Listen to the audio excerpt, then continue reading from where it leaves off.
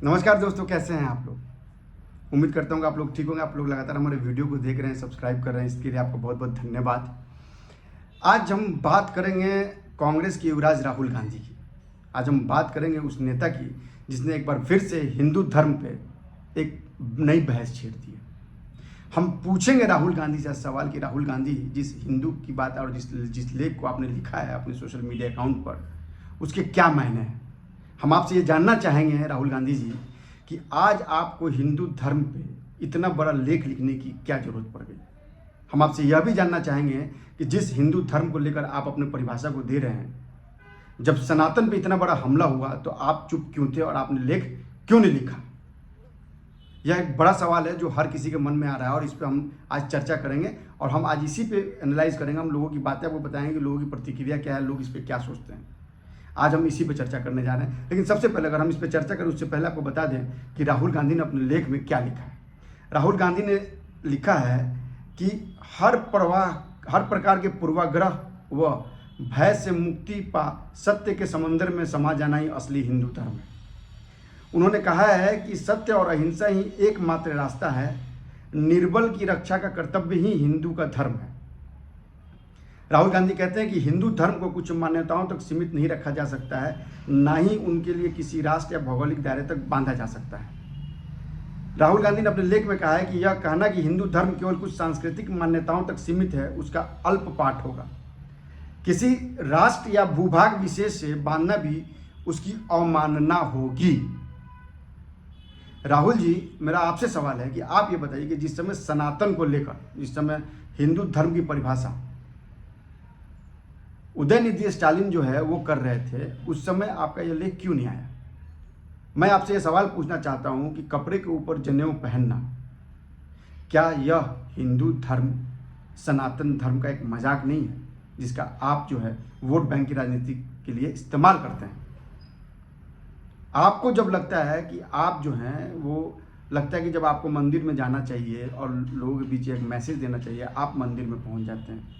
आप जो है वो कूली का सामान उठा लेते हैं। आपको यह भी नहीं देखना होता कि जो आपने सूटकेस उठाया उसमें पहिया लगा हुआ है और हर जगह एलिवेटेड सीढ़ियाँ आजकल लगी हुई है। लोग कूली का इस्तेमाल कम करते हैं। मान लीजिए आप कूली के पास गए, आप उनसे बात करते हैं, यह अपने आप को इंकित करना। और जहाँ तक मेरी जानकारी है उस बैग में तो कोई सामान ही नहीं था, वो तो बैग खाली था। आपने इसको पूरा ड्रामेटाइज कर दिया, आप लोगों के सेंटिमेंट से खेल रहे हैं। ये आपके विचार हैं हिंदू धर्म को लेकर। आगे पढ़ते हैं क्या कहा उन्होंने। आगे उन्होंने लिखा है कि कल्पना कीजिए जिंदगी प्रेम और उल्लास का, भूख और भय का एक महासागर है और हम सब उसमें तैर रहे हैं। इसकी खूबसूरती और भयावह, शक्तिशाली और सतत परिवर्तनशील लहरों के बीचों बीच हम जीने का प्रयत्न करते हैं। इस महासागर में जहाँ प्रेम, उल्लास और अथाह आनंद है, वहीं भय भी है। भय किसको है? भय उसको है जो इससे वंचित है। भय उसको है जो इसको लेकर राजनीति कर रहा है। भय उसको है जो इसको अपने वोट बैंक के लिए ड्रामेटाइज कर रहा है। भय उसको, भय हिंदू को नहीं है। और यह जो बंटवारे की राजनीति आप कर रहे हैं यह कदापि उचित नहीं है। अब आगे बढ़ते उन्होंने क्या लिखा है कि एक हिंदू अपने अस्तित्व के समस्त चराचर को करुणा और गरिमा के साथ उदारतापूर्ण आत्मसात करता है, क्योंकि वह जानता है कि जीवन रूपी इस महासागर में हम सब डूबते उतरते हैं। अस्तित्व के लिए संघर्ष सभी प्राणियों की रक्षा वह आगे बढ़कर करता है। सबसे निर्बल चिंताओं और बेआवाज चीखरों के प्रति भी वो सचेत रहता है। ये लंबा चौड़ा भाषण जो है वो राहुल गांधी ने अपने सोशल मीडिया साइट पर लिखा है। अब सवाल ये उठता है कि राहुल जी, आप मुझे ये बताइए कि आप जब सनातन पे इतना बड़ा चोट हुआ उस समय आपका लेख कहाँ था? यह जनता भी पूछ रही है, हम भी पूछ रहे हैं, सारे लोग पूछ रहे हैं आपसे। आपको इसका जवाब देना होगा। आपकी बहन प्रियंका गांधी वाड्रा कहती हैं कि हम कश्मीरी हिंदू हैं, हम मीट मांस नहीं खाते, लहसुन प्याज नहीं खाते, और लालू यादव के घर पे मटन बनता है और आप उस मटन को ले जाके देते हैं और वो बड़े चाव से खाना खाती हैं उसको। और ये तस्वीरें आप अपने सोशल प्लेटफॉर्म यूट्यूब पे भी आपने इसको दिखाया है। आप किस तरह की राजनीति कर रहे हैं? आप ना हिंदुत्व पे लेकर आपका दिमाग क्लियर है, ना हिंदू को लेकर क्लियर है, ना आप हिंदू राष्ट्र बनाने को लेकर आप में कोई प्रतिबद्धता है। और आपको क्या लगता है, आपने यह जो लेख लिखा, आप ये कहना चाहते हैं कि हिंदू असहिष्णु है? क्या मुगलों के इतिहास को भुलाया जा सकता है? क्या राम मंदिर उसका एक प्रमाण नहीं है? क्या बनारस में जिस शिवालय को लेकर चर्चा इतनी है उस शिवालय में अगर अगर हिम्मत है तो कोई ये क्यों नहीं बताते कि वहाँ त्रिशूल और वो कहाँ से पहले से मौजूद है। आपके धर्म, आपके आपके हिंदुत्व पे चोट होता है और आप कहते हैं कि हिंदुत्व जो किसी राष्ट्र के और किसी जगह को बांधा नहीं जा सकता। आप कैसी परिभाषा दे रहे हैं? आपको यह परिभाषा लिखने से पहले और देने से पहले आपको आत्मलोकन करना चाहिए। आपको जब जरूरत होती है तब आप मंदिर मंदिर जाते हैं, और जब आपको जरूरत होती है, जब आपको एलीट क्लास को अपने ओर आकर्षित करना होता है तो आप मटन बनाते हैं, खाते हैं और सबको खिलाते हैं और दिखाते हैं कि भाई हम एलीट वर्ग के, हम हमारा वोट बैंक भी वो है। आपको अपनी राजनीति को स्पष्ट करनी पड़ेगी। दूसरा, आप हिंदू को लेकर जो अपने विचार रखे हैं उस विचार को आपको एक बार फिर से सोचना होगा। ठीक है कि आप जनता के बीच जा रहे हैं, जनता से मिल रहे हैं, जनता से संवाद कर रहे हैं। आप इस 50 साल की उम्र में जो कर रहे हैं या आपको 10 साल 20 साल पहले करना चाहिए था। उस समय तो आप जो है वो हाथ ऐसे करके और आपने ऑर्डिनेंस बिल फाड़ा था और आपने सबको बताया था कि भाई हम जो है बहुत एग्रेसिव हैं। आप लालू यादव के घर पे जाते हैं, पैर हिलाते हिलाते बैठते हैं। आपके अंदर एक बेचैनी दिखती है और वो बेचैनी मोहब्बत की दुकान कहकर आप उसको दूर नहीं कर सकते।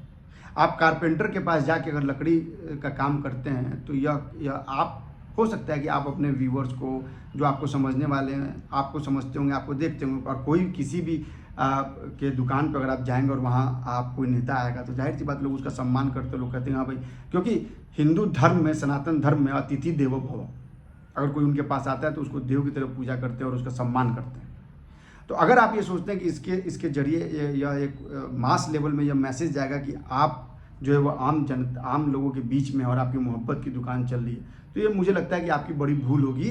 और मुमकिन है कि आप कुछ राज्यों में आपकी बढ़त हो जाए, सीट मिले, लेकिन पैन लेवल पर देखा जाए, देश के लेवल पर देखा जाए तो ये बड़ा मुश्किल होगा, क्योंकि आपको देश के लोगों की मेंटालिटी समझनी होगी। मैं बार बार कहता हूँ, और मुझे वो आपका भाषण भी याद है, रैली भी याद है, जब उसको मैंने कवर भी किया था। मुझे याद है कि जब ये शायद 2012-13 की बात है, आप किसी रैली में थे और आपने हाथ चढ़ा के ऐसे बात करना शुरू कर दिया पूर्वांचल में, तो मैंने उसी समय अपने साथियों से कहा था कि देखो यार, यह मेंटालिटी जो है ये पूर्वांचल में एक्सेप्टेबल नहीं है। आपको यह बात देर से समझ में आई, लेकिन आप जो अपने विचार दे रहे हैं वो आपका विचार जो है वो आपके इन क्रियाकलापों को शून्य बट्टा सन्नाटा कर दे रहा है। आपको इस बात को समझना होगा। आपके आसपास के जो लोग आपको यह राय दे रहे हैं कि आप ऐसे कीजिए, आप कुल्ली के पास चले जाइए, आप ट्रक में ड्राइवर बन जाइए, आप जो है वो मोहब्बत की दुकान कह के लोगों को गले में उठाइए। ठीक है कि आप नेता हैं, आप जब रैली करेंगे और आपके साथ जब इतना बड़ा कुनबा होगा, जब आपको इस तरह से रिलॉन्च किया जाएगा तो आपके साथ लोग जुड़ेंगे, मिलेंगे, लेकिन क्या यह जुड़ना आपके वोट बैंक में तब्दील होगा? यह देखने वाली बात होगी। दूसरा, मैं आपको बता दूं, अगर आप कर्नाटक में करें या आपकी जीत है, तो यह आपकी जीत नहीं है। यह कर्नाटक में जेडीएस का सीट जो है और जेडीएस का वोट ऑफ परसेंटेज कम हो, जिसका फायदा आपको मिला है। तो आपको यह मानना पड़ेगा कि आपका जनाधार जो है वो उस तरह से नहीं है, और आप इस वक्त जो हैं वो बीजेपी के विकल्प नहीं हो सकते, क्योंकि आपको विकल्प बनने के लिए वो कठोर व्यवहार को अपने आचरण में लाना होगा, जो कि कहीं से कहीं दिख नहीं रहा है। आप उन लोगों के साथ हाथ मिलाते हुए चल रहे हैं जो दागदार हैं। आपको क्या लगता है कि लालू प्रसाद यादव के घर में, आप एक चीफ मिनिस्टर के घर में, पूर्व चीफ मिनिस्टर के घर में गए थे, और ये रॉयल ज़िंदगी और इस तरह की ज़िंदगी, क्या यह एक आम नेता जो मुख्यमंत्री बना उसकी तनख्वाह कितनी होती होगी, उसके पास कितने पैसे होते होंगे, कहाँ से इस तरह से लेविश ज़िंदगी कोई जी रहा है? जनता ये सब समझ रही है। आप जो समझ रहे हैं कि इसको भ्रम में डाल के आप वोट ले लेंगे, तो यह आपका सबसे बड़ा भ्रम है। और हिंदू पे इतना बड़ा लेख लिखने से पहले आपको जरूर इस पर विचार करना चाहिए कि जब आपके ही सहयोगी पार्टी सनातन पे इतना बड़ा हमला करते हैं, जब आपके ही पार्टी, जो सहयोगी पार्टी आरजेडी के लोग किसी जाति विशेष को लेकर इतनी बड़ी टिप्पणी करते हैं देश के लोकतंत्र के सबसे बड़े मंदिर से, तो उस समय आपका कोई लेख नहीं आता है, उस समय आप चुप्पी साधे रहते हैं। यह बात आपको समझना होगा, इसको आपको एनालाइज करना होगा। यह बात आपके लिए भी, आपके कैरियर के लिए भी अच्छी होगी, आपके राजनीति के लिए भी अच्छी होगी और देश के लिए अच्छी होगी। आप मुमकिन है आप चुनाव लड़िए, चुनाव में हर नेता, हर पार्टी अपनी ताकत झोंकती है, आप झोंकिए, लेकिन एक पॉजिटिव वे में झोंकेंगे। आप लगातार जो है वो जातीय समीकरण को चोट पहुंचा रहे हैं। आपने सदन में कहा कि ओबीसी महिलाओं की, महिला आरक्षण में क्यों नहीं और आरक्षण आरक्षित करके दिया जाए। आपको शायद याद नहीं होगा, आपके पिता राजीव गांधी ने खुलकर मंडल कमीशन की रिपोर्ट का विरोध किया था। वीपी सिंह लागू नहीं कर पाए, सरकार आई, उसको 33% लागू किया। वीपी सिंह ने मंडल कमीशन की सिफारिश कर दी थी वो, लेकिन लागू नहीं संजोग से उनकी सरकार चली गई। राजीव गांधी खुद इसका विरोध करते रहे थे। और आप उसी जातीय समीकरण को लेकर एक नया हथकंडा, एक नए तरह की राजनीति करने जा रहे हैं। तो क्या जनता इस चीज़ को नहीं जानती है? क्या जो इतिहास है उसको लोग भूल गए हैं क्या? या यह इतिहास किसी वामपंथी के द्वारा लिख दिया जाएगा कि जो सत्य उसको बदल दिया जाएगा? ऐसा नहीं हो सकता है।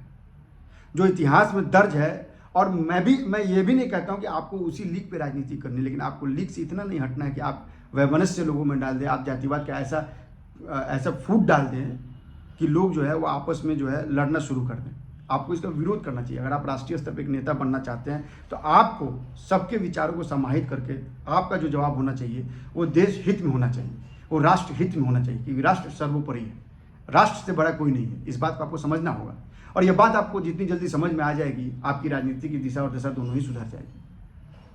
हम लगातार इस खबर पे भी आपको अपडेट रहेंगे। आप हमारे वीडियो को लाइक कीजिए, सब्सक्राइब कीजिए और शेयर कीजिए, क्योंकि आपके कमेंट्स बहुत इंपॉर्टेंट है। आपके कमेंट के जरिए हम ये जान पाते हैं कि आप हमारे खबरों को लेकर क्या सोचते हैं, क्या समझते हैं। नमस्कार।